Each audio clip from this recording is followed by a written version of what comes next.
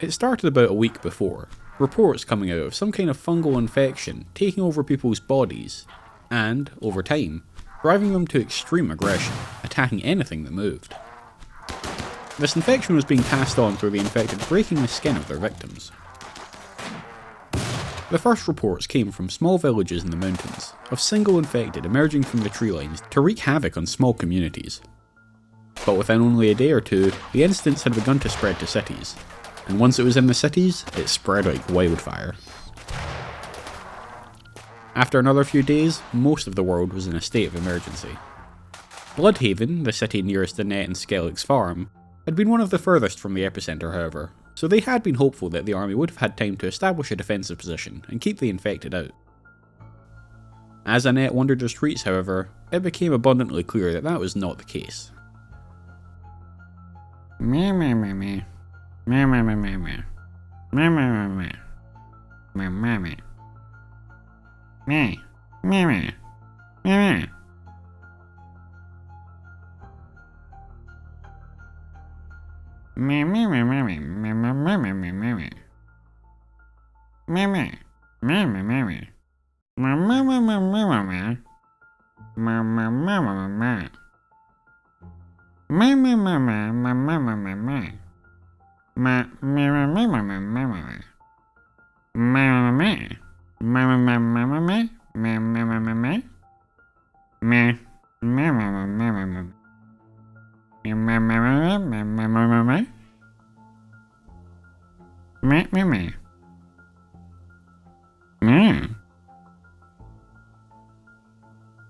Maisie and Nix had clearly only just managed to secure the courtyard shortly before they came across Annette, as they hadn't managed to do anything more than that.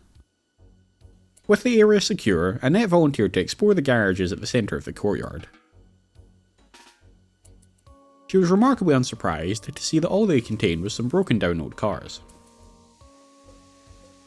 With just a thin metal fence separating them from the rest of the world, their situation didn't feel very secure, but the least they could do was lock the gate. Maisie and Nix had managed to scavenge up a handful of meals on their way here, but with 3 grown adults to feed, the food wouldn't last that long. Thankfully, spending years on the farm, Annette had quite the expertise to help them cultivate some crops out here in the courtyard. The soil was pretty bad quality however, so the more space they could open up to plant upon, the better. To that end, Nix began putting her construction skills to the test, by dismantling the garages in the courtyard, freeing up space for them to farm on whilst also giving them some bricks to build with, and some steel scrap from the vehicles. Annette began planning out some small fields. She decided on planting a variety of crops in order to best achieve their goals. Some rice to grow quickly so that they wouldn't run out of food, and some wheat which would take longer to grow but would yield a lot of food that would last a long time, even without the ability to refrigerate it. Although summer had just begun, winter was never far enough away, so it would be vital for them to store some longer lasting food for the winter months, or risk having to venture out into the city to scavenge. In the interests of giving them some shelter from the elements, Maisie tore down a section of wall leading into one of the rooms enclosing the courtyard. She'd already briefly scouted this room from the outside, so was confident that it was empty, and would be a good place for them to start setting themselves up. Despite the concerning noises coming from outside, the room was indeed empty, so the group began laying out areas to sleep in, a place to store their meagre collection of goods, and Annette found a dark corner in which to hide her children's eggs. Keeping them in the backpack while she was doing manual labour seemed like it was asking for trouble, so they could remain in the building for now.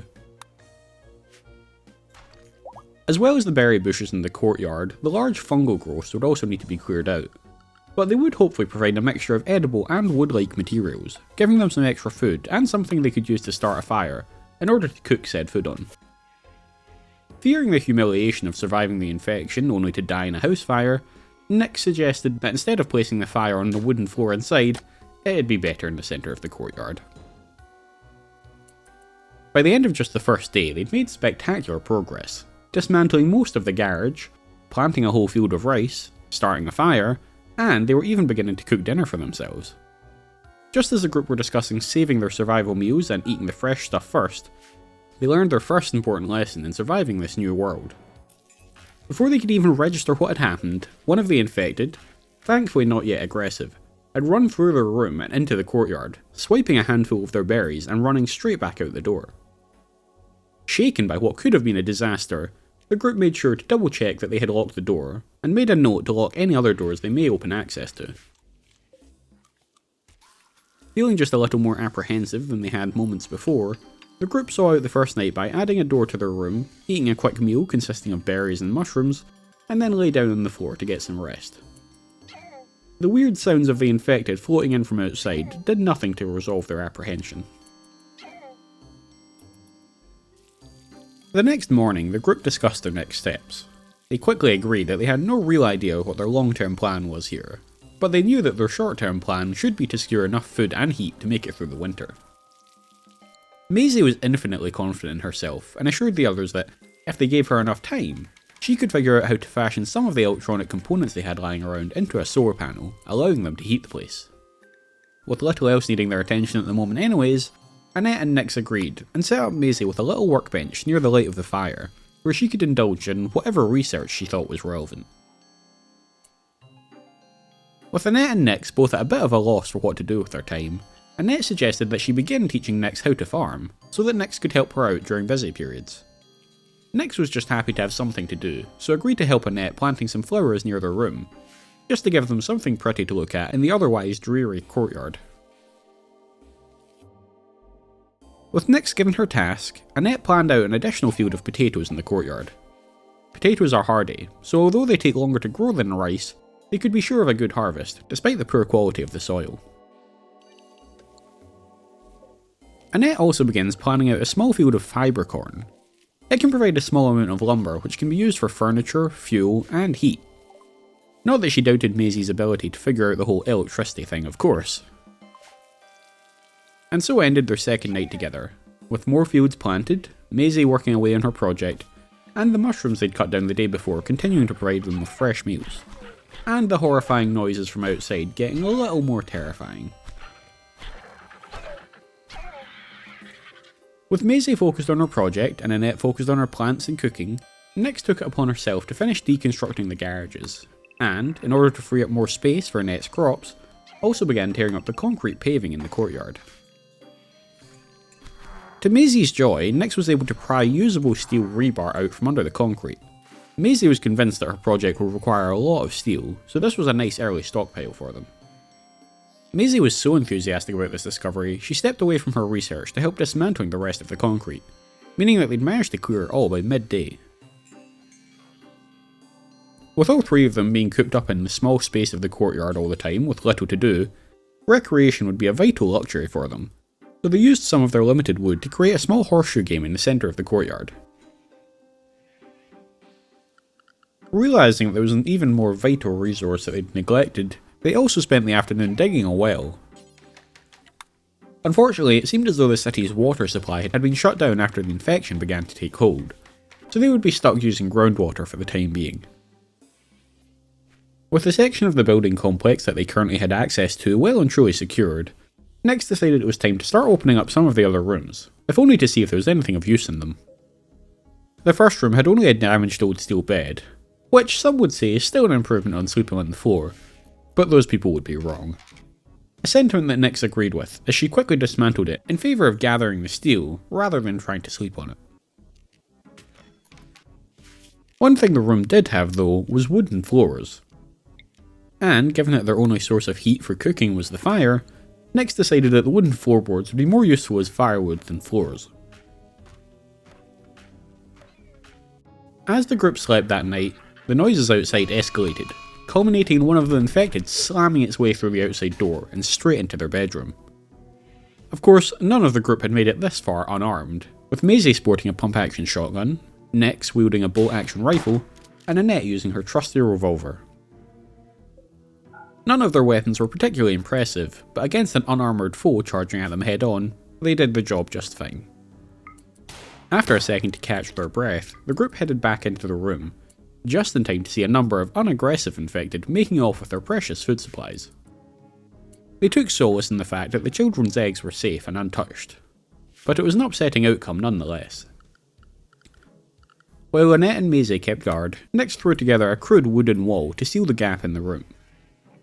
It seemed that the infected had only targeted the door, so they must have retained enough of their intelligence to still see a door as an access point. The group would have to replace the wooden wall with something a bit more robust, just in case, but it would hold for the night and allow them to get some rest. Maisie finished off their attacker, and, in the interest of keeping the infected away from their space, she utilised the side room that Nyx had opened up to drag the corpse out into the street and away from their camp.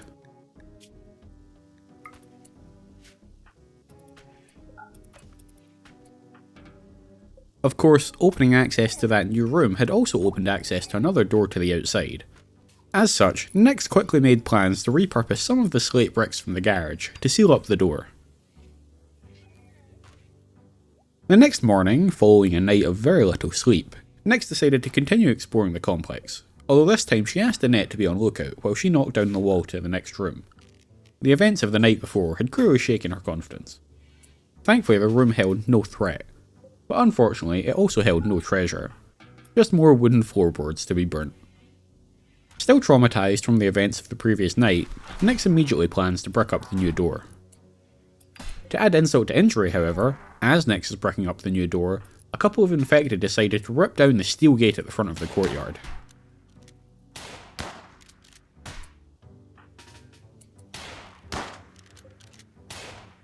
Thankfully, they're able to take down the infected before they get inside, but the gate gets destroyed in the process. Using some of the steel that they managed to liberate from the concrete floor, Nyx replaces the gate with a section of steel fence, shutting the courtyard off from the outside world entirely.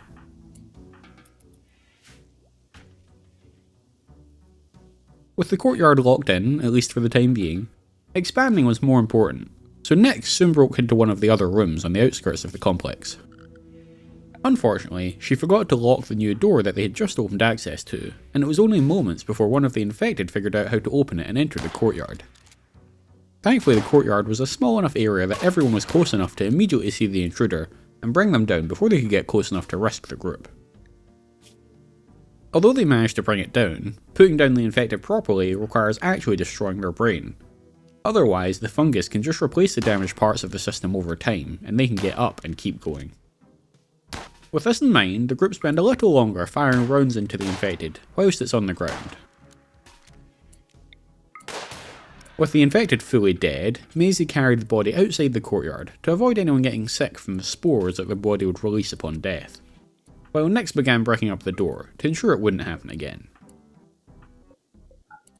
With the slow growth rate of the crops, along with the impending birth of the 3 kids, the group were getting a little concerned about the food situation. To that end, Annette expanded the field of rice to try and generate some additional stockpiled food for them.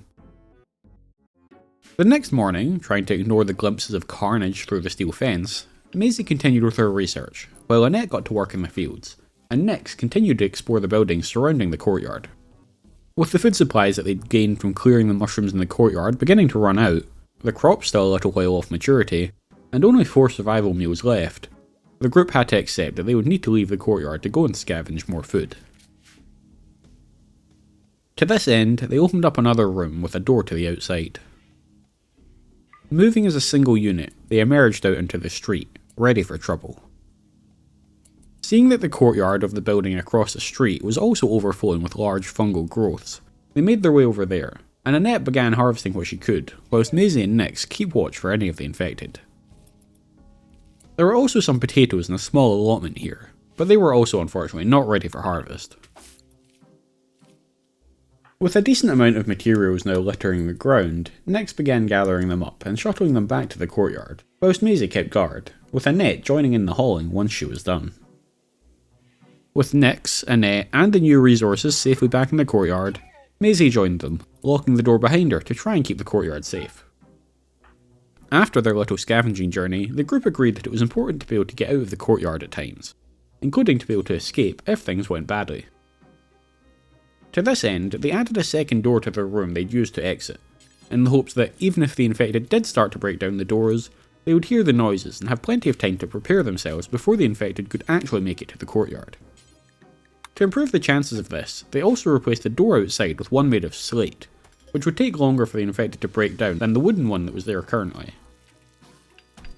As Nyx was replacing the door, however, an aggressive infected breaks down the remnants of the wooden door and immediately begins attacking Nyx.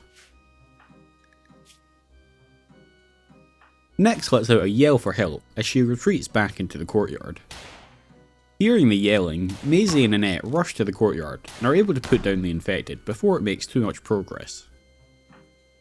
To the group's immense relief, Nyx only suffered a bruise, with the infected being unable to break the skin, so there was theoretically no risk of infection. Although Annette and Maisie may be sleeping with one eye open for the next few nights, just in case. While Nyx got to work rebuilding the outer door, Maisie dragged the infected out into the street to dump it once more. Living on the farm, Annette had seen her fair share of injuries and offered to help patch up Nyx, although she mostly offered to help so that she could confirm to her own satisfaction that there was no chance of infection.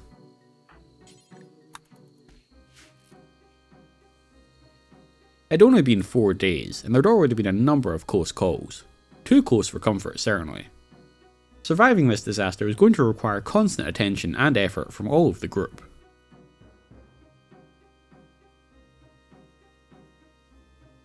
Happy to find that Nyx hadn't turned during the night, the group began the next day with a little more apprehension in their hearts, but also the firm understanding that they needed to be more active about their survival. Clearing out more space in the complex, they finally had a bit of luck, finding an old table and a chair tucked away in one of the rooms, along with a decapitated body. The table and chair would need a little care and attention to bring them back, but there was nothing that could be done for the body. They moved the chair and table into one of the larger rooms, deciding that it could act as their dining hall. As Nyx tried to grab the chair, however, yet another infected burst through the door from the newly opened room. Thankfully, the group were hyper-vigilant after the previous day, and Annette and Maisie came running after they heard the sounds of the infected, allowing them to dispatch it while Nyx hid in the room. Annette kept watch whilst Maisie dragged the infected outside. Then they both stood guard while Nyx bricked over yet another door. With that excitement done, they decided not to open any other rooms today, instead focusing on using some of the wood they'd obtained to place doors in some of their rooms.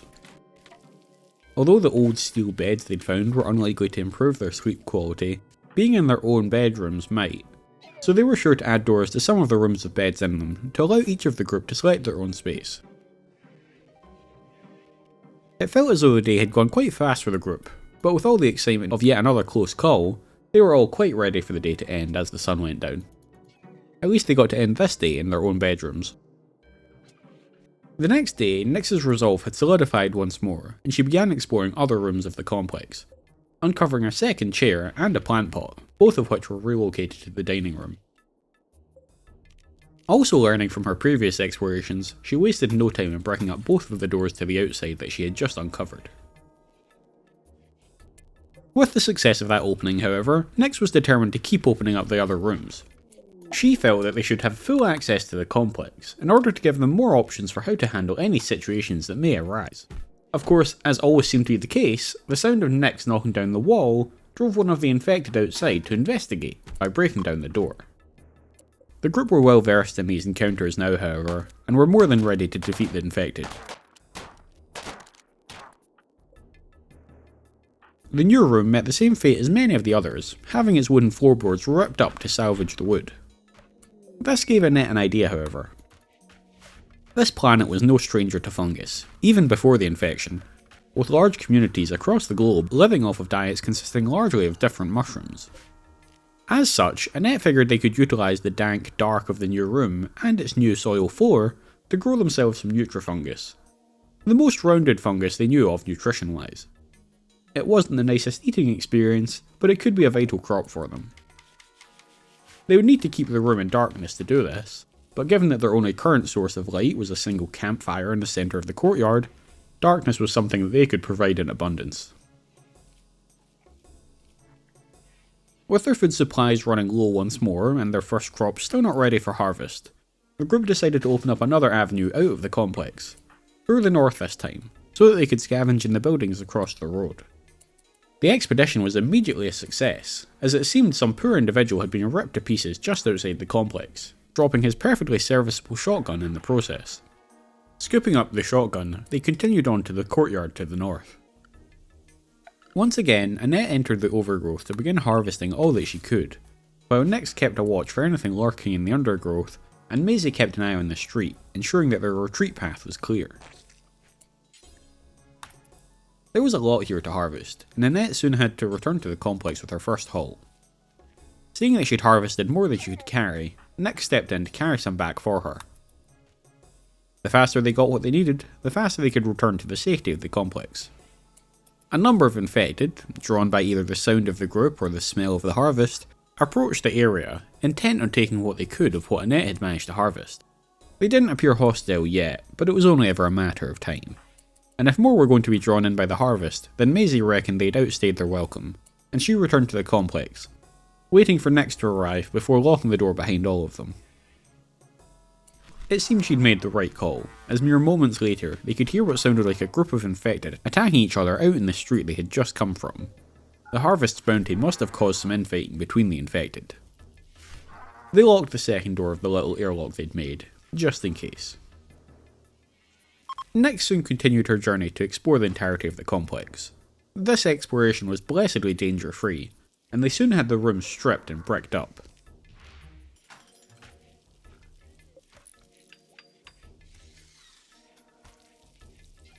Later that day, the group got their biggest victory to date. The first of the rice was finally ready to harvest. It wasn't much, and considering they'd soon have 6 mouths to feed, they'd need a lot more, but it was just the sliver of hope that the group had been searching for to keep them going after a week of constant threats and tension. The next morning, it was finally time for Nyx to finish opening up the complex. The first room held nothing of any interest, and the second didn't actually have a wall adjoining the courtyard, but Nyx continued to tear down the walls between them to get access to it. And with that, the entire complex was theirs. They currently had 2 ways in and out, both of which were double-doored to act as something of an airlock, giving them time to prepare should anything want to get in, or time to escape if the need should arise. Following the completion of the exploration, life in the complex slowed down a bit, with Nyx and Annette both having little to do with their time until the crops were ready. While Maisie continued with her research, Nyx explained the game of chess to Annette, who was not familiar. Excited that she might be able to teach Annette something in exchange for Annette teaching her about horticulture, Nyx used some of their currently ample wood supply to put together a rudimentary chessboard in the dining room so that they could play together. Realising how much wood they had to spare, and knowing that they were growing some of their own in the form of fibercorn, Nyx also thought it'd be nice to treat the others, so she constructed them all some proper beds, to help them actually get some good rest. Although it was late at night, the group started to hear voices outside the complex.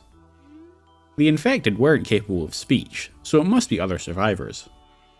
Taking the chance that they would be friendly and might be willing to offer some things in trade, the group moved out through the side door as a single unit and approached the visitors. The street outside was quite the scene of carnage, although whether that was a result of the visitors fending off attackers, or the infected fending off each other, was a mystery. The group didn't have much to trade, but they were able to barter for a few additional electrical components. They had a few in storage, but they would likely be difficult to come by in the future, so stockpiling as many as they could made sense. With the large number of visitors milling around, the group also thought that it'd be a perfect time to scavenge some more resources from the nearby area, utilising the visitors as both an early warning system and their own personal guards.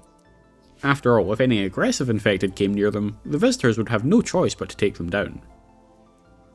Annette was barely able to harvest anything, however, before the leader of the visitors wandered into the area looking for a fight and began firing off his gun at a nearby infected. Given how sensitive the infected seemed to be towards sound, Annette and Maisie cut their losses and headed back to the safety of the complex.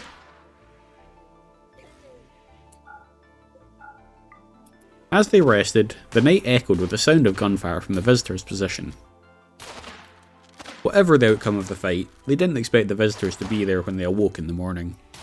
It had been nice to see confirmation that they were far from the only survivors on the planet, but their current strategy of hiding out and making their own way seemed to be serving them well.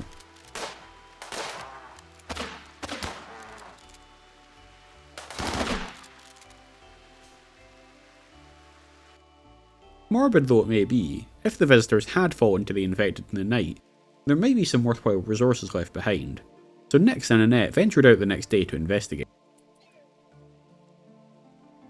They were greeted by the sight of infected dragging away the corpses of the visitors and their animals, retreating into the dark crevices of nearby buildings with their plunder.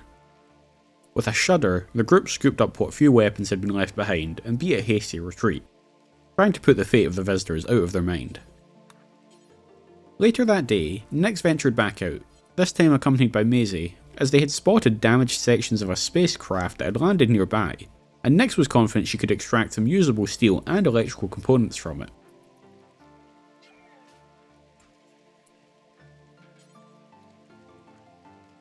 With the babies expected to hatch any day now, Nix put her efforts towards making a number of cots and some toys for them.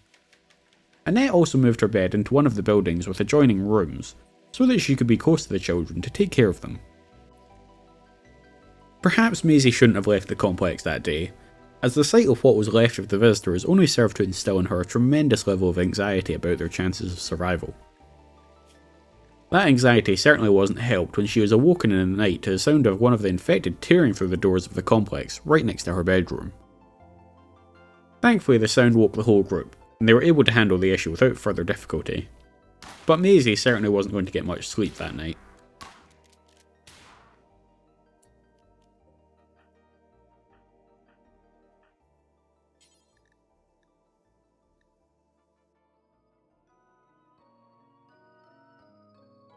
Hey guys, Tuna here, welcome to the new series. Just gonna say straight off the bat, this series was fully inspired by Mr. Samuel Streamer's Mushroom Madness series from a while back. After a few thousand hours of playing Rimworld, it can kind of lose that challenging feeling a bit, and I absolutely loved how tense and fraught that mod pack made the whole world feel again. I didn't want to do just the exact same thing, but I thought combining the challenge of Mushroom Madness with the difficulty of the Sword Mother start from Vanilla Expanded Swords just seemed like a recipe for the most fun disaster ever, so I just had to give it a go. If you're looking for more fun to tide you over until the next episode of this series, I've linked Mr. Streamer's Mushroom Madness playlist in the description below, and I would highly recommend going and watching it. I've also linked the Steam collection with all the mods that are used. I will say though, I did also roll back my version of Rimworld to 1.4, just to make sure that all the mods from back then do still work. I am having as much fun with this series as I'd initially hoped, and I've actually already accidentally recorded much more gameplay than I meant to for this first episode. I hope you guys are enjoying it too, and if you are, be sure to subscribe to be notified when the next episode drops. Alrighty, I will see you guys again soon. Bye bye!